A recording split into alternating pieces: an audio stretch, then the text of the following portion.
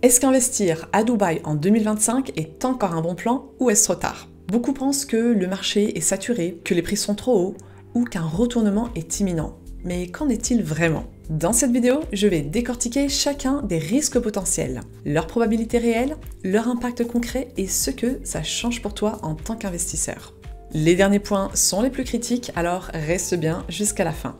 Moi c'est Noah Mokni et depuis 2006, j'aide les investisseurs à détecter les meilleures opportunités, négocier des avantages exclusifs et bâtir un patrimoine solide dans l'un des marchés les plus dynamiques au monde, Dubaï. Tu veux en bénéficier et intégrer mon club d'investisseurs? Tu peux réserver une consultation personnalisée offerte pour qu'on analyse ton projet d'investissement. Le lien est en description. Bon, attaquons. Premier risque, le marché est surévalué et risque d'éclater. C'est la question que tout le monde se pose. Dubaï a déjà connu des corrections en 2008 et 2014, mais contrairement aux idées reçues, ce n'étaient pas des crashs destructeurs. Pourquoi Dubaï n'est pas dans une bulle spéculative? 1. La demande est réelle, plus de 100 000 nouveaux habitants par an, dont des investisseurs à fort pouvoir d'achat. 2. L'offre est contrôlée. Contrairement aux bulles spéculatives, le gouvernement ajuste constamment les nouvelles constructions en fonction de la demande. 3. Les prix restent attractifs à l'international. Malgré la hausse, acheter à Dubaï reste bien moins cher qu'à Paris, Londres ou New York, même dans les quartiers relativement chers comme Downtown. Résultat, une correction peut arriver, mais un crash est peu probable. À Dubaï, les cycles de marché sont nombreux et les investisseurs avertis savent en tirer profit. En conclusion sur ce risque, probabilité faible, impact limité. Deuxième risque, régulation à venir plus stricte pour les locations Airbnb et courte durée. Dubaï a déjà mis en place un système de licences clair pour encadrer, pas interdire. Contrairement à des villes comme Barcelone ou Berlin, qui ont drastiquement limité Airbnb, ici les licences sont accessibles et permettent aux propriétaires de louer en toute transparence. Un encadrement probable viserait à améliorer la qualité des biens, pas à supprimer la rentabilité. La demande touristique explose, plus de 20 millions de visiteurs par an, ce qui alimente la location courte durée. La clé? Bien choisir son quartier, se conformer aux règles locales et offrir une expérience de qualité. En conclusion sur ce risque, probabilité modérée, impact maîtrisable. Next, troisième risque, conflit géopolitique et instabilité régionale. Oui, Dubaï est au Moyen-Orient, une région plutôt instable en ce moment. Mais c'est aussi une zone neutre qui a un positionnement très proche de la Suisse. En fait, à chaque crise internationale, Dubaï attire encore plus d'investisseurs russes, ukrainiens, israéliens, libanais, syriens. Tous viennent sécuriser leur patrimoine ici. Les conflits n'ont jamais impacté la croissance. En 2023, malgré des tensions dans la région, Dubaï a battu des records d'investissement étrangers. En fait, l'Émirat joue la carte de la neutralité stratégique et a des relations économiques solides avec l'Europe, les États-Unis, la Chine et l'Inde, diversifiant son économie. T'as compris, Dubaï transforme chaque crise en opportunité. La géopolitique a un effet inverse sur Dubaï, parce qu'elle attire justement des capitaux fuyant l'instabilité. Conclusion sur ce risque, probabilité, incertitude globale, impact, négligeable pour Dubaï.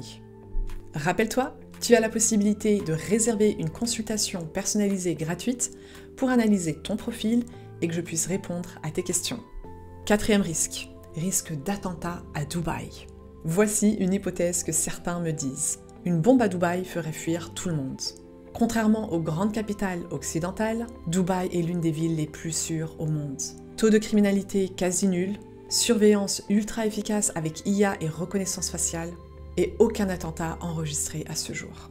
Impact hypothétique, même si un événement exceptionnel survenait, le marché immobilier resterait solide, comme à New York ou Londres après des attentats. On pourrait croire que Dubaï est uniquement peuplé d'expatriés de passage, prêts à partir à la moindre crise. Mais la réalité est tout autre. La plupart des résidents ici s'installent pour le long terme, deviennent résidents fiscaux et sécurisent la plupart de leur patrimoine financier et immobilier à Dubaï. L'attachement à la ville et la stabilité du marché sont bien plus forts qu'on l'imagine. Conclusion, Dubaï est un modèle de stabilité et de sécurité incomparable. Bien plus que la plupart des grandes villes américaines ou européennes. Donc, probabilité extrêmement faible, impact minime. Cinquième risque, une future augmentation de la fiscalité. Dubaï repose sur une philosophie économique libérale. La ville attire des investisseurs grâce à sa fiscalité ultra compétitive. C'est simple, 0% d'impôt sur les revenus et la plus-value. Mais est-ce que ça peut changer? Possibilité d'une TVA ajustée? Un ajustement progressif est possible, mais ça ne concernerait pas l'impôt sur les revenus et la plus-value. Philosophie libérale. Dubaï est construite sur un modèle pro-investisseur, qui ne va pas s'effondrer du jour au lendemain. Et enfin, toujours plus attractif que l'Occident. Même avec des petites évolutions fiscales, ça restera bien plus rentable que la plupart des pays européens. Conclusion, pas de surprise brutale à prévoir. Mais s'il y a des ajustements, ils seront progressifs et maîtrisés. Donc, probabilité faible à long terme. Impact progressif.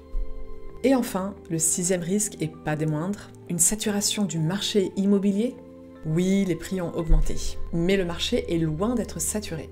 Pourquoi? 1. De nouvelles zones d'envergure émergent, Dubaï South, Jebel Ali, Meydan, ou encore des îles en dehors de Dubaï, connaissent un essor spectaculaire grâce à d'importants investissements en infrastructures et en projets résidentiels de haute qualité. 2. Des projets visionnaires. L'extension du métro de Dubaï, le développement de Creek Harbor et des îles artificielles renforcent la connectivité et attirent une nouvelle gamme d'investisseurs internationaux. 3. Même les zones déjà bien construites, comme Downtown ou Marina, restent compétitives en termes de prix et de rendement face à Paris ou New York. 4. Un afflux constant de nouveaux résidents. Comme je l'ai dit, plus de 100 000 nouveaux expatriés arrivent chaque année, ce qui crée une demande continue pour l'immobilier en achat et en location. Et enfin 5. Régulation du marché. Le gouvernement de Dubaï régule activement la livraison de nouveaux projets pour éviter toute surabondance de l'offre. En conclusion, il faut juste investir intelligemment dans les bonnes zones au bon moment. Donc, probabilité faible, impact, je dirais sélectif selon les quartiers. On arrive à la grande conclusion de l'analyse. Opportunité ou marché risqué? Dubaï n'est pas un marché parfait et de toute évidence, ça n'existe pas. Par contre, il est unique et extrêmement porteur. Croissance économique forte et maîtrisée, fiscalité ultra compétitive et cadre réglementaire stable, et sécurité, innovation et vision à long terme. Et maintenant, tu veux investir mais t'as encore des questions? Je te rappelle que tu peux réserver une consultation personnalisée gratuite pour analyser ton profil et voir si Dubaï est faite pour toi. Réserve ton appel avec moi via le lien en description. Et dis-moi en commentaire quel risque te fait encore hésiter à investir à Dubaï.